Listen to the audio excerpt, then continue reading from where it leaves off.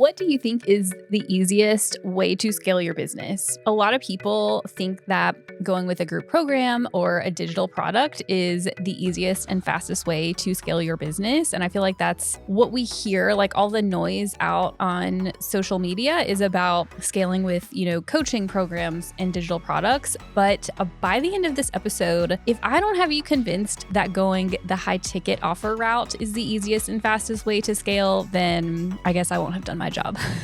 So in this episode, we are going to talk about why I think that going high ticket with an offer, at least one offer in your business, is going to be the easiest and fastest way for you to scale your service-based business. You are listening to or watching the Profit and Prosper podcast, the podcast where I will teach you how to take home a six-figure paycheck from your business without having to sacrifice your life today. So I personally scaled my own business using high ticket offers, and I went from about $13K a month on average in monthly revenue in, I think, like Q1, Q2, 2021. The summer of 2021, I implemented and started selling a high ticket virtual CFO offer in my business when I had historically done more administrative, heavy deliverables based, like bookkeeping and tax prep offers. I implemented a virtual CFO offer that summer, started selling it, and by the end of 2021 was averaging $30K a month just from selling. I think I had sold like 9 CFO clients and quickly scaled my revenue up that way. And the impact that had on my business was astounding. Like, honestly, it changed the way that I ran my business. It enabled me to hire a team. It just changed the way that I was able to work. I didn't have to, be so caught up in all of the deliverables. And I know that that is, in a lot of times, the promise around group programs and digital products is that those you can deliver without so much deliverables. I guess I'm saying the word deliverable a lot. You can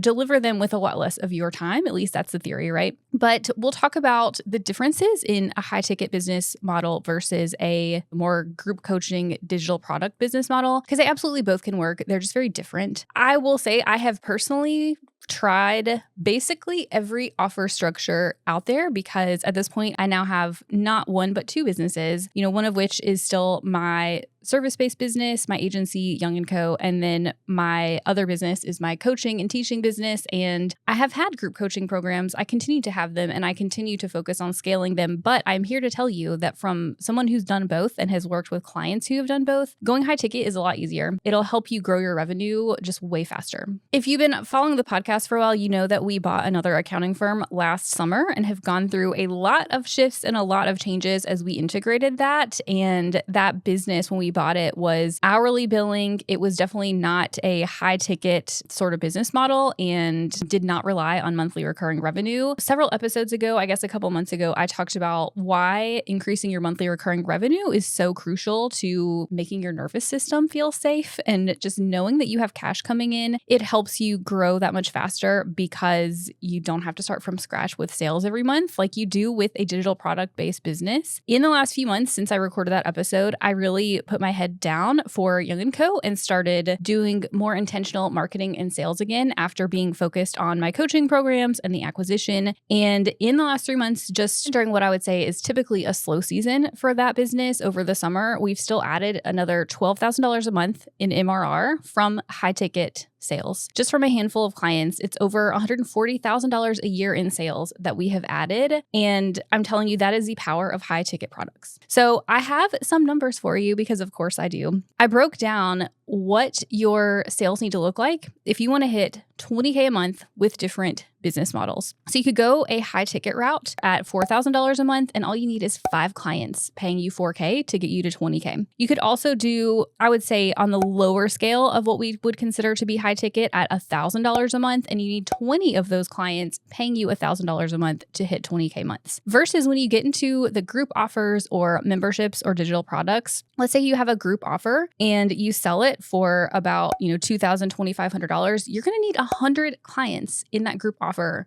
to hit 20K a month. If you go the digital product route, and let's say you have a $37 digital product, you need 540 sales to hit 20K a month. And with digital products with group offers, typically these are not going to give you the MRR or the monthly recurring revenue. And so you have to hit those numbers month after month after month. And yes, you can absolutely do it if you set up marketing and sales funnels and keep them running and keep tweaking them over time. But I think people just don't realize how much effort actually goes into filling your pipeline consistently to bring in 100, 500 clients every single month versus going the high ticket route, bringing on 5, 10, 20 clients that you keep. If you structure your offer in a way that allows you to have a retainer or recurring revenue, you just keep over time and you develop those relationships. It's just a very different business structure, right? So if we think about marketing, to me, I think this is why high ticket is so much easier to scale, is because I know that it can seem overwhelming to be like, where am I going to find somebody who's going to pay me $1,000 a month, $2,000, $4,000, even higher? I have clients who have $10,000, $12,000 a month offers, right? How am I going to find these clients?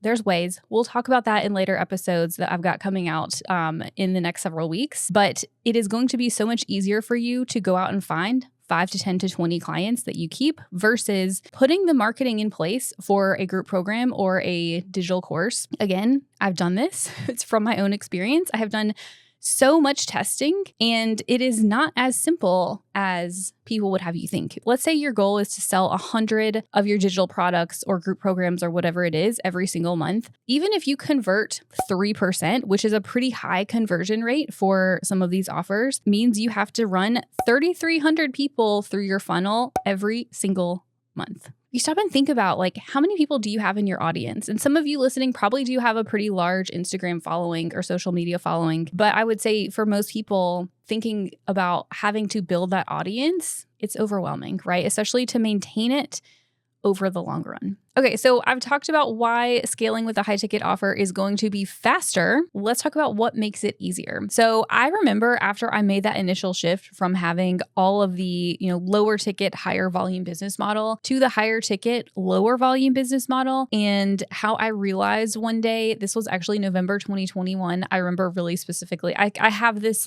it's like a core memory that is in my mind. I was sitting in the garage. It was like a gray November day. My son, Jackson, he was 1.5 at the time. We were just like kind of playing with his toys in the driveway. And I just remember thinking, I am not stressing right now. Over the past 1.5 years, like after I had him, we had a nanny, she would call in sick fairly frequently.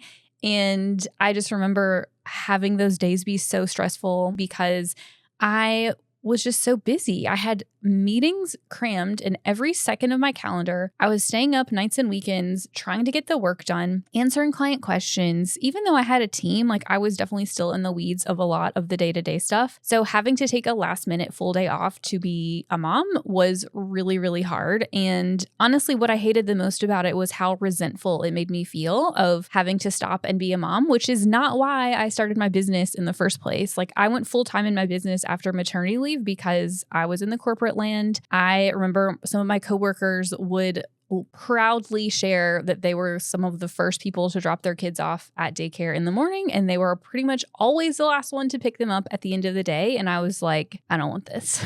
This is not the life I want.